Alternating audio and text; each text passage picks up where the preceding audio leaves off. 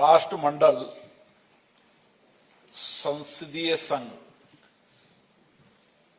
India region 3 के 19वें सम्मेलन में आज हमारे बीच में राज्यसभा के उपसभापति जी,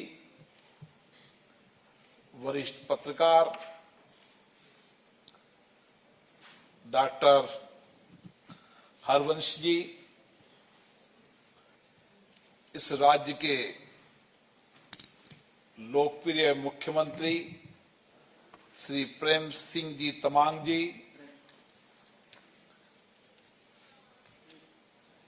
सीपीए रीजन जोन 3 के अध्यक्ष और अरुणाचल प्रदेश विधानसभा के अध्यक्ष श्री पासंग सोना जी, सिक्किम विधानसभा के अध्यक्ष जो जोन 3 की मेजबानी कर रहे हैं श्री अरुण कुमार उप्रेती जी,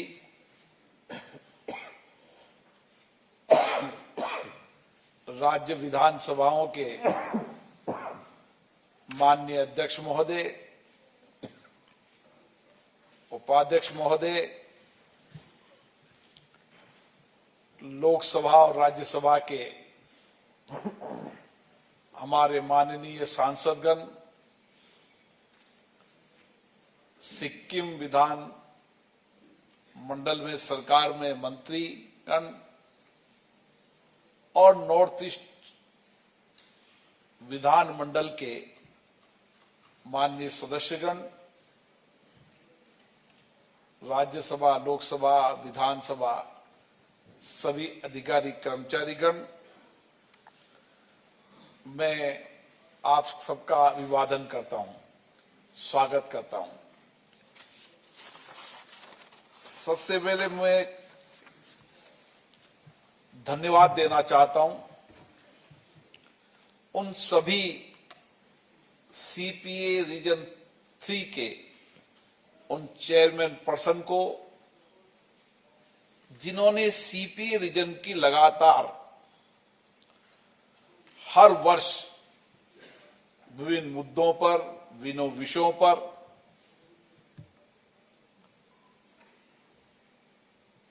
ये सम्मेलन आयोजित किया। पूरे देश के अंदर सीपीए रीजन 3 की सक्रियता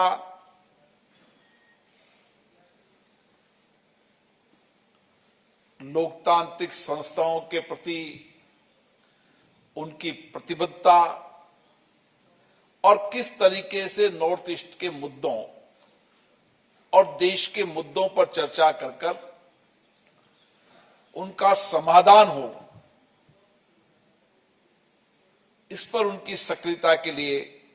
वर्तमान चेयरमैन सोना जी को बहुत बहुत शुभकामनाएं देता हूं, बधाई देता हूं। ये प्रदेश वो प्रदेश है जिसकी प्राकृतिक सुंदरता देश का सबसे ऊंचे पहाड़, नदियां, झीलें, झरने,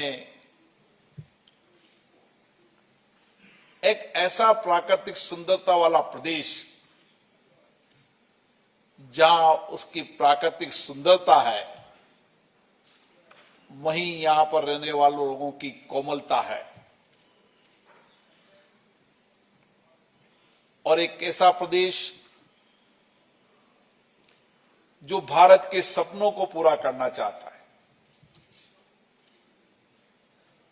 चाहे जैविक खेती के रूप में, पर्यावरण के लिए और अन्य जिन पर लगातार राज्य के विधानमंडल चर्चा करते रहते हैं कि हम किस तरीके से विश्व के उन सब पैरामीटर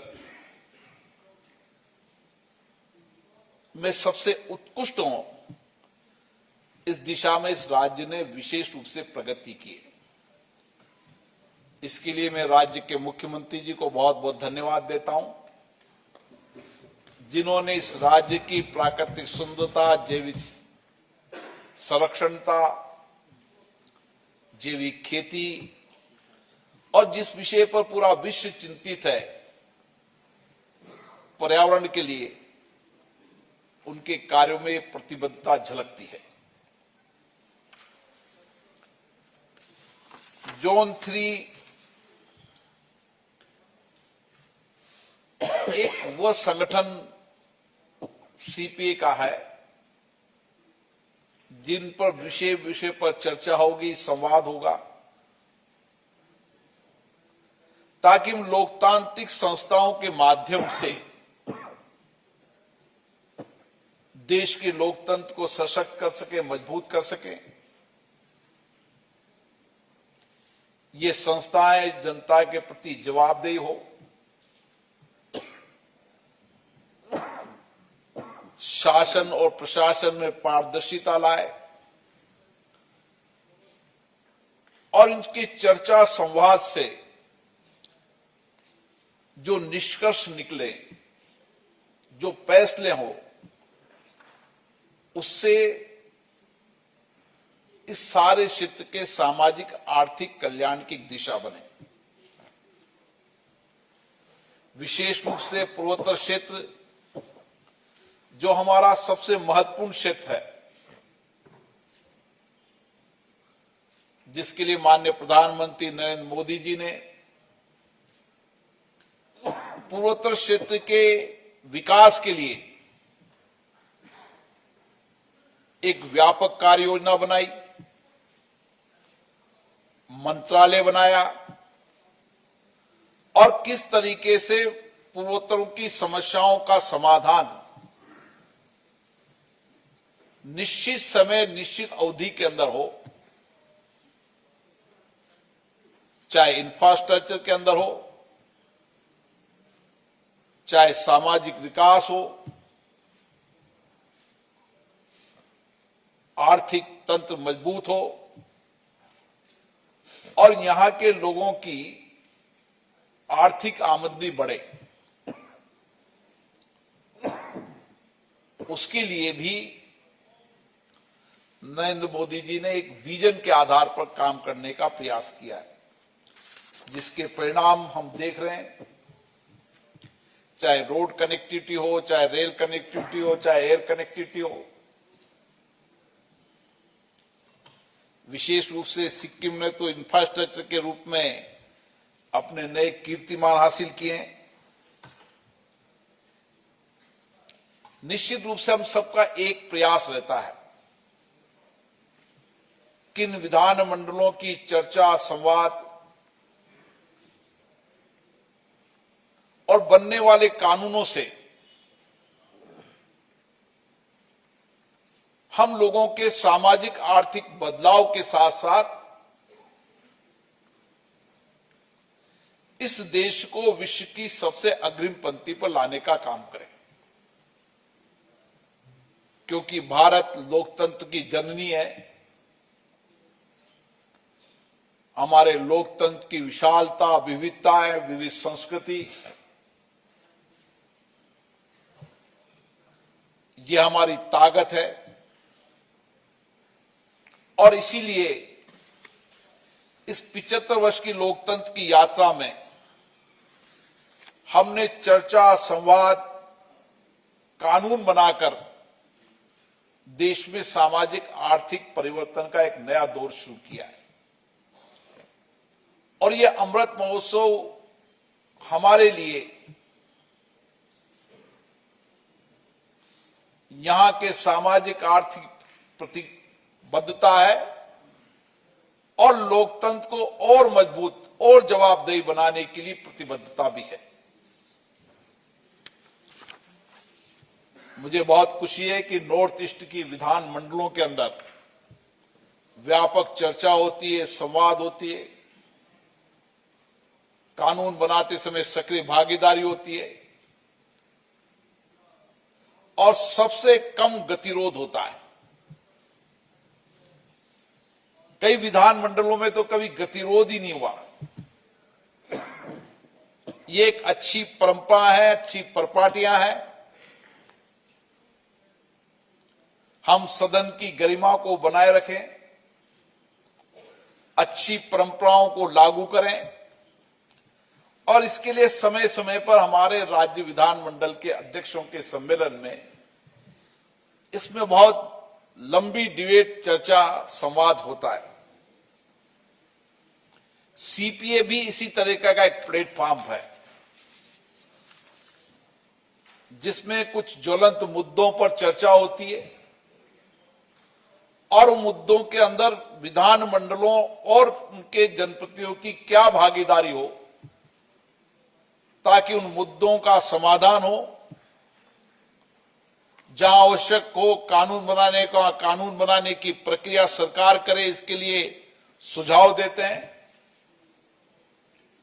और उन महत्वपूर्ण मुद्दों का समाधान इन विधानमंडलों के चर्चा संवाद से हो। इसी तरीके की सीपीए रीजन ने एक महत्वपूर्ण मुद्दे जो रखे हैं, मादक पदार्थों का सेवन, विधानमंडलों के अंदर जनता की सक्रिय भागीदारी और किस तरीके से हम साइबर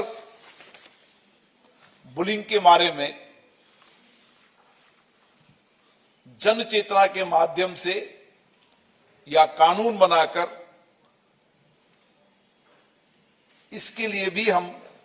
देश की जनता का और विधायकों का ध्यान आकर्षित करने के लिए चर्चा संवाद 2 दिन करेंगे। निश्चित रूप से मादक पदार्थ का सेवन हम सबके लिए चिंता का विषय, देश के लिए चिंता का विषय और इसीलिए देश की लोकतांत्रिक संसद के अंदर 2 दिन तक 20-21 दिसंबर को संसद में चर्चा हुई। सभी दलों के माननीय सदस्यों ने 53 से ज्यादा माननीय सदस्यों ने विचार रखे, मंथन हुआ, सकारात्मक चर्चा हुई, संवाद हुआ। माननीय सदस्यों ने अच्छे सुझाव रखे और सरकार ने भी इस प्रतिबद्धता के साथ कि सभी राज्य के सरकारें इस विषय पर एक साथ मिलकर काम कर रही हैं। देश के गृह मंत्री जी ने सारे विषय पर गंभीर चर्चा का जवाब दिया और उन्होंने कहा कि जिस तरीके से राज्य की सरकारें मिलकर और केंद्र की सरकार मिलकर काम कर रही है, हमारा लक्ष्य है कि हम भारत को नशा मुक्त बनाएं और इस नशा मुक्त बनाने के अंदर सभी राज्य सरकार की भागीदारी हो और जनता की भागीदारी हो और विशेष रूप से जनप्रतिनिधियों की भागीदारी हो। आज इसी विषय पर हमारा मंथन होगा कि विधानमंडल के माननीय सदस्य किस तरीके से इस महत्वपूर्ण मुद्दों पर चर्चा करके जहां राज्यों में कानून बनाने की आवश्यकता है, कानून बनाया जाए। जहां राज्य में चुनी हुई लोकतांत्रिक जितनी संस्थाएं हैं, उनके जनप्रतिनिधियों का सम्मेलन किया जाए। हमारे नौजवान विद्यार्थियों के साथ लोकतांत्रिक संस्थाएं चर्चा संवाद करें, क्योंकि जो हमारी भावी पीढ़ी है, वो भावी पीढ़ी हमारी ताकत है, शक्ति है। आज दुनिया के अंदर हमारे नौजवानों ने अपनी सामर्थ्य से, अपनी शक्ति से, अपने इनोवेशन, नई रिसर्च, नई शोध, नई चिंतन से आज दुनिया के अंदर भारत का नौजवान नेतृत्व कर रहा है और इस हमारी सबसे बड़ी ताकत हमारा नौजवान है और इस नौजवान को संस्कारित करना, उसकी सही दिशा देना, यह हमारी लोकतांत्रिक संस्थाओं की सबसे महत्वपूर्ण जिम्मेदारी है। और इसीलिए मेरा आग्रह है कि नॉर्थ ईस्ट के सभी प्रदेश के विधानमंडल के अध्यक्ष भी आए, सदस्य भी आए, हम एक व्यापक कार्य योजना बनाने के विचार करें और इस लक्ष्य के साथ, जैसे सिक्किम ने 2016 के अंदर जैविक प्रदेश बनाने का काम किया, उसी तरीके से अपने अपने प्रदेश के अंदर ये विधानमंडल चर्चा संवाद के साथ, संकल्प के साथ कि मेरा राज्य विधान नशे से मुक्त है, और जब सब राज्य सामूहिकता से अपने अपने राज्य को नशा मुक्त राज करेंगे तो देश नशा मुक्त होगा। यह हमारा संकल्प होना चाहिए। और इसी के साथ दूसरा महत्वपूर्ण विषय, विधानमंडलों के अंदर जनता की सक्रिय भागीदारी, विधानमंडलों और जनता के बीच में एक व्यापक संवाद, चर्चा, जनता की पहुंच विधानमंडल तक। ये आजादी के 75 साल बाद भी इसलिए जरूरी है कि आज भी जब संसदों के अंदर या विधानमंडलों में जो कानून बनते हैं, और कानून बनते समय जो चर्चा संवाद होना चाहिए, उसमें कहीं न कहीं कमी आ रही है। और इसलिए हमारा प्रयास होना चाहिए कि कानून बनाते समय, चर्चा संवाद करते समय जनता की सक्रिय भागीदारी इन लोकतांत्रिक संस्थाओं के साथ हो। जब कानून बने तो उसमें कानून बनाते समय जनता का सक्रिय योगदान हो, वह अपने अपने जनप्रतिनिधियों को कानून बनाने में आवश्यक सुझाव दें, और जनप्रतिनिधि विधानमंडल और केंद्रीय विधानमंडल में अपनी चर्चा संवाद में उनके बताए गए विषयों पर चर्चा करें। इसी तरीके से चर्चा संवाद के अंदर भी जितनी भागीदारी लोकतांत्रिक संस्थाओं की होगी, वहां की जनप्रतिनिधि की होगी, उतनी ही हम जनता की अपेक्षाएं, आकांक्षाओं, उनकी परेशानियों, कठिनाइयों को सदन में रख पाएंगे। और उनका समाधान का अगर कोई रास्ता है तो हमारे विधानमंडल है जो जनता की समस्याओं, कठिनाइयों का समाधान कर सकते हैं। और इसलिए हमारी कोशिश होना चाहिए कि चाहे प्रौद्योगिकी का उपयोग करें, आईटी के और तंत्र का उपयोग करें, स्कूल कॉलेजों के अंदर जनसंवाद हो, युवा संसद हो, और हर मतदाता नहीं, भावी बनने वाले मतदाता भी हमारी इस लोकतांत्रिक संस्थाओं से उनकी पहुंच सीधी हो और उनकी भागीदारी बढ़े। मेरी अपेक्षा है कि जितनी सक्रिय भागीदारी जनता की बढ़ेगी, उतना लोकतंत्र भी सशक्त होगा, जनप्रतिनिधि भी जवाबदेह होंगी, शासन में भी पारदर्शिता आएगी, कार्यपालिका की जवाबदेही निश्चित होगी, और जो नीतियां, कार्यक्रम, योजनाएं बनती है, उन योजनाओं का लाभ कितना जनता को मिले, उसका इनपुट भी अगर जनता देगी तो हम योजनाओं, नीतियों और कार्यक्रमों के बारे में भी सदनों में चर्चा कर पाएंगे। और कानून जो हमने बनाया, उस कानून का कितना लाभ जनता को मिला, ये भी अगर जितनी जनता की सक्रिय भागीदारी हो गए, उतनी हमारे राज्य और केंद्र विधानमंडलों में चर्चा संवाद का स्तर भी बढ़ेगा, और जनता की सक्रिय भागीदारी से उनकी अपेक्षाएं, आकांक्षाएं, कठिनाइयों का समाधान भी इन संस्थाओं के माध्यम से हम निकालेंगे।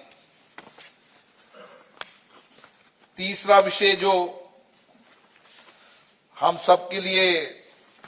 चिंता का विषय है, जो हमारे उपसभापति जी ने बहुत ठीक से रखा कि आईटी का जितना उपयोग है उतना कहीं न कहीं उसकी गलत दिशा का भी नुकसान प्रदेश देश को होता है। इसलिए आईटी का उपयोग, प्रौद्योगिकी का उपयोग हमारे दिनचर्या के लिए आवश्यक है। शासन प्रशासन में पारदर्शिता के लिए उपयोगी है, लेकिन उसके साथ जो उसके दूसरे पहलू है, उन पहलुओं पर भी जनता को सचेत करने की जिम्मेदारी इन विधानमंडलों की है, जनप्रतिनिधियों की है। इसलिए साइबर बुलिंग जैसे विषय पर भी हमें व्यापक चर्चा संवाद करना चाहिए। और ये सब विषय, हर विषयों पर जितनी लोकतांत्रिक संस्थाएं जनता के बीच में जाएगी, उतना ही बेहतर शासन होगा और उतनी ही शासन प्रणाली बेहतर बनेगी, पारदर्शिता बनेगी। इसलिए साइबर बुलिंग जैसे विषय पर भी आने वाली पीढ़ियों को हमें सचेत करना होगा, मार्गदर्शन करना होगा, ताकि हम इंफॉर्मेशन टेक्नोलॉजी का सही दिशा के अंदर उपयोग करें और उसका लाभ हमको मिले, उसका दुरुपयोग नहीं हो। इसके लिए भी हम विशेष काम करना होगा। मुझे आशा है कि हम सबका एक लक्ष्य है, 2047 में भारत को विकसित राष्ट्र बनाना। और हमारे प्रधानमंत्री जी ने इस 140 करोड़ जनता से अपेक्षा की है कि समृद्ध, समर्थ, विकसित राष्ट्र बनाना है तो सबको मिलकर काम करना होगा, सबके सहयोग से काम करना होगा। देश के हर राज्य जो कभी पिछड़े थे, अभाव में थे, उनको भी मुख्य धारा में लाकर उनको समकक्ष खड़ा करना होगा। उन जिले, आकांक्षी जिलों को भी विकसित जिलों के समकक्ष खड़ा करना होगा। देश के अंतिम व्यक्ति के जीवन में बदलाव लाने के लिए हम सबको सामूहिक प्रयास करना होगा, तो हम समृद्ध और विकसित राष्ट्र भारत बना पाएंगे। इसके लिए विधानमंडल और माननीय जनप्रतिनिधियों की विशेष रूप से भूमिका है। मुझे आशा है कि ये G20 और G20 के बाद P20 का सम्मेलन, जहां हम हमारी लोकतांत्रिक संस्थाओं के माध्यम से सामाजिक आर्थिक बदलाव, हमारी जीवन पद्धतियों के अंदर लोकतंत्र है। और हमें आशा है, दुनिया भी ये मानती है कि शासन चलाने की सर्वश्रेष्ठ पद्धति लोकतंत्र है और ये भारत की प्राचीनतम पद्धति है। जैसा अभी प्रेम सिंह जी ने कहा कि किस तरीके से हमारी संसदीय लोकतांत्रिक प्रणाली कितनी पुरानी है, उसी तरीके से हमारी प्राचीनतम लोकतंत्र पद्धतियों के हम उदाहरण पेश करें तो सभा, समितियां इसी तरीके से चर्चा संवाद करती थी, नियम प्रक्रियाएं बनाती थी और सारी जनता उनको मानती थी। मुझे आशा है इस दिशा के अंदर हम आगे बढ़ेंगे और G20 और P20 हमारे एक मील का पत्थर साबित होगा, ताकि दुनिया को हम हमारी सर्वश्रेष्ठ लोकतंत्र पद्धति और उसके माध्यम से हुए सामाजिक आर्थिक परिवर्तन की दिशा दे सके। मुझे आशा है कि 2 दिवसीय ये पूर्वोत्तर राज्यों का सम्मेलन एक मील का पत्थर साबित होगा और यहाँ की चर्चा, संवाद के बाद जो निर्णय, जो फैसले होंगे, उन फैसलों से जिन विषयों पर हम चर्चा कर रहे हैं उनसे लोगों के सामाजिक आर्थिक जीवन में परिवर्तन तो आएगा, लेकिन जो सामाजिक बुराई समाज में बढ़ रही है उसको रोक भी पाएंगे और उसको समाप्त भी कर पाएंगे। और लोकतंत्र में भागीदारी बने, इस विषय पर भी हमारे कई सुझाव आएंगे। इन तीनों विषयों पर जो संवाद चर्चा होगा उसका एक विस्तृत पेपर बनेगा, निर्णय निष्कर्ष के फैसले होंगे और उस फैसलों पर सभी राज्य विधानमंडल,